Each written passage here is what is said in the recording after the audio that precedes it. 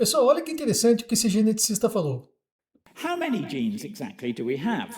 Well, a banana has 36,000 genes. Now, think very carefully before you answer this question. Which organism is the more complicated?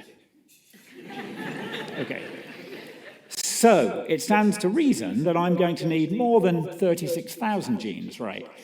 When the Genome Project started, a common figure that scientists would give for the estimated number of human genes was around 80 to 100,000. So I've shown it in a dotted line here because it's just an estimate. But we pretty soon got a sobering wake-up call because as we started getting into the project, those numbers fell dramatically. And when we actually started getting real data, the solid line here, we found that it is much lower, that it was something like 20,000 genes that encode proteins, and now some scientists think it might be even slightly lower, it might be as many as 19,000.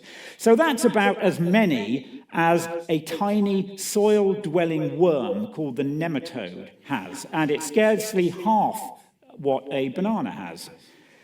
I think the really important question is why they were wrong. Bom, a questão levantada aqui é como que uma simples banana tenha cerca de 36 mil genes, enquanto que nós possuímos cerca da metade desse número, por volta de 19 mil genes. Como isso é possível? Bom, gente, é que na realidade, os genes funcionam de maneiras diferentes nos nossos tecidos, órgãos do corpo. Como, por exemplo, o gene calca, que está presente no nosso cromossomo número 11, lá na tireoide ele é responsável pela produção do hormônio calcitonina, cuja função é a retenção de cálcio nos ossos.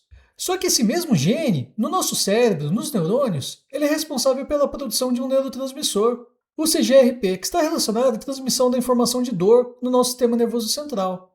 Então vejam bem, acontece que um único gene ele executa duas funções totalmente distintas de acordo com o tecido no qual ele está presente. Só que como isso é possível, né? Sendo que o funcionamento de um gene ele é bastante simples. Primeiro, esse gene ele é copiado numa molécula de RNA mensageiro, isso ocorre no núcleo da célula, né, que a gente denomina transcrição, e posteriormente esse RNA mensageiro ele se dirige ao citoplasma, se acoplando no ribossomo, na qual, a partir da sequência de nucleotídeos que nós temos aqui nele, vai ser gerado dentro do ribossomo uma proteína, e essa proteína vai executar uma função no organismo. Agora, como é possível um único gene formar diversas proteínas? Bom, isso daqui a gente chama de splicing alternativo. Acontece que um gene ele pode ser transcrito, tendo como resultado diversos RNAs mensageiros diferentes uns dos outros. E esses RNAs mensageiros diferentes vão ter como consequência a formação de proteínas diferentes, de acordo com o tipo celular da qual eles forem formados. Então, se a gente pegar esse gene calca como exemplo, a transcrição sofrida por esse gene na tireoide é diferente da transcrição que ocorre nos neurônios. Então veja que um único gene ele é capaz de formar diversos tipos de RNAs mensageiros de acordo com o tipo celular na qual ele estiver sendo executado. Isso acontece da seguinte forma. Acontece que a transcrição ela é dividida em duas etapas. Na primeira, o gene ele vai ser copiado de maneira integral, ou seja, ele vai ser convertido no RNA mensageiro desde o seu primeiro até o último nucleotídeo da sua estrutura, formando o que a gente chama de pré-RNA mensageiro ou RNA mensageiro inicial. Acontece que posterior a isso, esse RNA mensageiro inicial ele vai sofrer alterações na sua sequência. Tem nucleotídeos do seu interior que vão ser destacados da sua estrutura. Esses nucleotídeos que são destacados a gente denomina de introns, e aqueles que permanecem no RNA mensageiro final a gente chama de exons.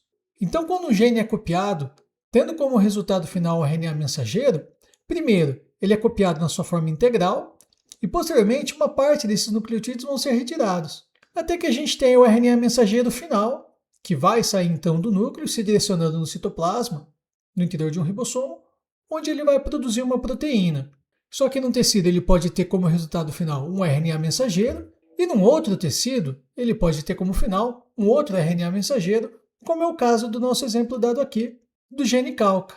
Então vejo que esse mesmo gene ele foi copiado em sua forma integral, formando o pré-RNA mensageiro, e posteriormente a isso, uma outra parte, um outro grupo de nucleotídeos vão ser destacados, dando origem a um outro RNA mensageiro final, que também vai para o citoplasma, num ribossomo, onde ele vai montar uma outra proteína de acordo com a sua sequência interna. Então isso que explica a nossa complexidade biológica muito acima de uma simples banana. Acontece que nossos 20 mil genes que possuímos no nosso DNA conseguem produzir cerca de 400 mil proteínas diferentes, ou seja, 20 mil vezes a mais. E para finalizar aqui, um exemplo bem absurdo dessa diversidade de proteínas geradas por um único gene, a mosca da fruta, aquela que a gente encontra na nossa cozinha, ela possui um gene capaz de formar cerca de 38 mil proteínas diferentes. Ou seja, esse gene é copiado no RNA mensageiro inicial, que possui 38 mil vezes diferentes de ser alterado, de acordo com o tecido presente na mosca, ou então em relação a diferentes momentos do seu estágio de vida. É isso aí, falou!